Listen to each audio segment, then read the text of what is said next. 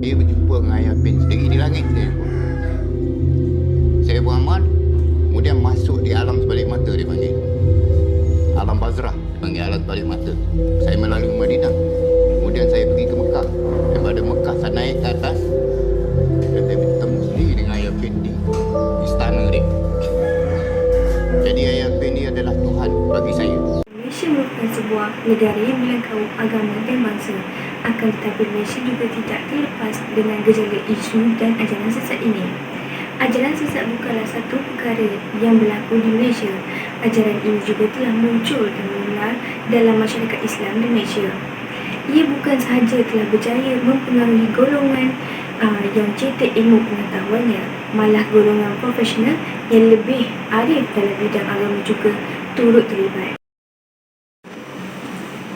Ajaran sesat merupakan ajaran atau amalan yang dibawa oleh orang-orang Islam dan bukan Islam yang mendakwa bahawa ajaran dan amalan tersebut adalah ajaran Islam atau berdasarkan kepada ajaran Islam, sedangkan hakikatnya ajaran dan amalan yang dibawa bercanggah dengan Al-Quran dan As-Sunnah serta bertentangan dengan ajaran Ahli Sunnah wal Jamaah.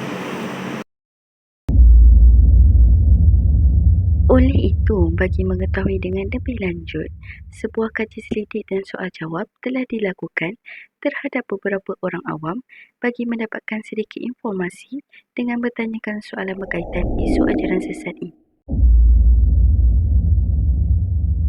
Assalamualaikum warahmatullahi wabarakatuh. Nama saya Nur Fadilah binti Malik, berumur 27 tahun dan bekerja sebagai seorang kaunselor di College Mikos. Berbalik kepada soalan berkenaan dengan pendapat saya tentang ajaran sesat di Malaysia. Kalau ikutkan ajaran sesat di Malaysia ni umpama macam virus tau. Dia datang, dia ada dalam kalangan kita, tapi kita tak sedar pun benda tu ada. Kita tak nampak pun benda tu. Sebab sekarang ni kita dengan keadaan media sosialnya kan, keadaan yang teknologinya, so ajaran sesat tu mudah untuk disebarkan berbanding dengan dulu. Kita hanya boleh sebarkan melalui face to face ataupun jumpa antara kenalan kan. Tapi sekarang ni melalui media sosial pun dah boleh kita sebarkan ajaran sesat tu. So pendapat saya berkenaan dengan ajaran sesat di Malaysia ni, saya tahu ada, tapi kita yang tak nampak dan kita sendiri tak tahu siapa yang terlibat dengan ajaran sesat, dan mungkin kadang-kadang kita dapat maklumat pun belum tentu maklumat tu sahih kan. Pada pendapat saya, antara tindakan yang boleh dilakukan kepada pengasas dan pengikut ajaran sesat, yang pertama sekali, bagi pengasas ajaran sesat tersebut, dia seharusnya dikenakan tindakan yang tegas dari segi undang-undang, dan pihak berkuasa seharusnya membubarkan dan membantras segala ajaran-ajaran yang telah beliau sebarkan. Dan bagi pengikut mereka pula, pihak berkuasa perlu mencari dan menangkap mereka, kerana bimbang mereka akan menjadi penerus kepada penyebaran ajaran sesat tersebut. Dan mereka-mereka yang ditangkap ini perlulah diberikan bimbingan supaya mereka dapat kembali ke jalan yang benar kembali. Kalau berkaitan dengan bagaimana ajaran sesat ni boleh tersebar, salah satu faktornya mungkin ini pendapat saya, mungkin disebabkan ajaran sesat ni dia ada seorang guru ataupun seorang, kita panggil ustaz lah, yang mana anak buah mereka terlalu taksub kepada ajarannya, dan daripada situlah berlakunya penyalah penggunaan hadis, ayat-ayat Quran, penyelewengan tu terlalu banyak. Jadi antara salah satu sebabnya adalah antara taksub dan juga mungkin kurang ilmu berkaitan dengan agama. Dan saya tak menafikan juga, ada juga dalam kalangan yang agamawan yang banyak ilmu tentang Islam juga terjebak dengan ajaran sesat ni.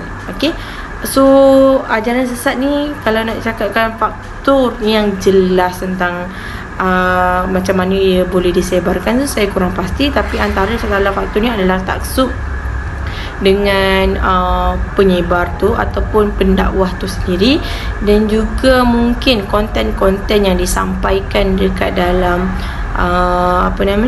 dalam ajaran tu sendiri yang rakyat rasa benda tu dia boleh terima, sedangkan benda tu adalah dilarang di sisi agama kita yang sebenar. Okey, dan mungkin lagi salah satu sebab kurang individu tu sendiri kurang ilmu ataupun pengetahuan tentang agama. Antara ajaran sesat yang saya tahu dekat Malaysia ni, yang pertama adalah ajaran sesat yang paling terkenal, yang paling besar, iaitu ajaran Ayah Pin yang berasal daripada Terengganu.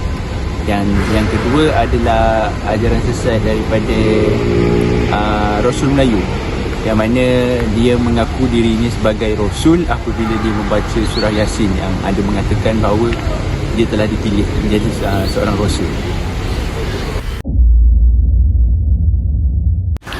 Alright, kalau berkaitan dengan kesan ni, kalau kita tengok kesannya daripada sudut kepercayaan lah, kepercayaan kita kepada Tuhan tu sendiri, kepada Allah, dan juga kita kalau yang boleh melibatkan perhubungan kita dengan masyarakat, kan.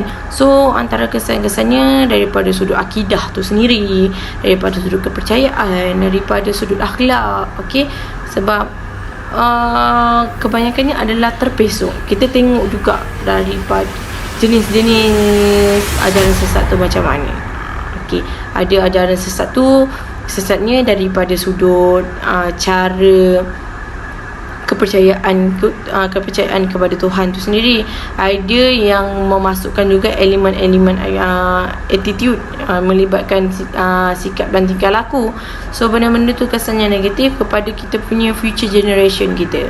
Alright, so nanti anak-anak kita ni, nanti kita dah terlalu banyak ajaran sesat yang diamalkan, menyebabkan mereka sendiri confused dan pegangan agama sebagai orang Islam tu sendiri goyah. Itu antara kesan-kesannya lah.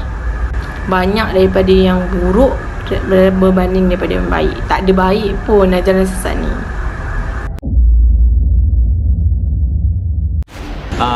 Pada pendapat saya, memang ajaran sesat ini akan merosakkan akidah masyarakat Melayu, kerana seperti yang kita tahu, ajaran sesat ini adalah sebuah ajaran yang bertopengkan Islam. Padahal intipati dalam ajaran tersebut 100% menyongsang, bahkan lebih teruk daripada ajaran Islam. Maksud saya, dia menyongsangkan dan sangat-sangat teruk dan tidak mengikut aliran Islam yang sebenar.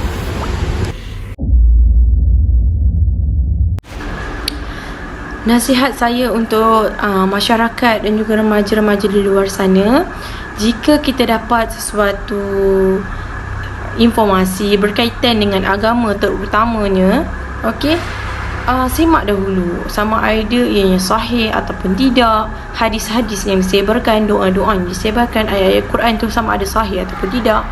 Dan juga bila kita nak berguru, pastikan guru kita tu adalah guru yang disahkan oleh Jabatan Agama Islam. Dan juga kita sendiri kena usaha untuk tengok sama ada ianya mengajar kita untuk tersasar daripada agama Islam, ataupun apa ajaran tersebut membuatkan kita mengubah kepercayaan kita kepada Tuhan dan juga Rasul. Kita benda-benda tu kena pandai menilai. Sekurang-kurangnya basic tentang agama tu perlu ada. Okey, perlu kuatkan kat dalam diri kita sendiri. Bukan ajaran sesat adalah, yang pertama, dia akan menyongsangkan akidah masyarakat Islam di Malaysia, dan ianya akan memberikan gambaran buruk terhadap agama Islam itu sendiri. Kerana seperti mana kita tahu, agama Islam ini adalah agama yang mengajarkan tentang ke arah kebaikan, dan kebanyakan ajaran sesat ini dia akan memburukkan dan mengajak kita melakukan perkara-perkara yang ada kalanya di luar tabi'i. Dan cara untuk kita menghindari ajaran sesat ini, yang pertama, kita harus meneliti dan mengenal pasti dengan siapa kita belajar ilmu agama tersebut, dan kita perlu, orang kata, buat double check dengan apa yang kita terima. Kita tak seharusnya menerima sesebuah ajaran itu bulat-bulat. So bagi saya, kita sebagai masyarakat Malaysia perlu bijak dalam menilai apa yang kita terima dalam hidup. Terima kasih. Kesimpulannya, penyebaran ajaran sesat mungkin dapat dikekang jika setiap individu Muslim berwaspada dan meningkatkan pengetahuan agama mereka. Melalui cara yang betul, ia juga dapat mengelakkan kita daripada mudah terpengaruh dengan ajaran ini. Kerjasama dari pelbagai pihak mampu untuk menghentikan penyebaran ajaran ini dan terus tersebar kepada orang ramai di Malaysia.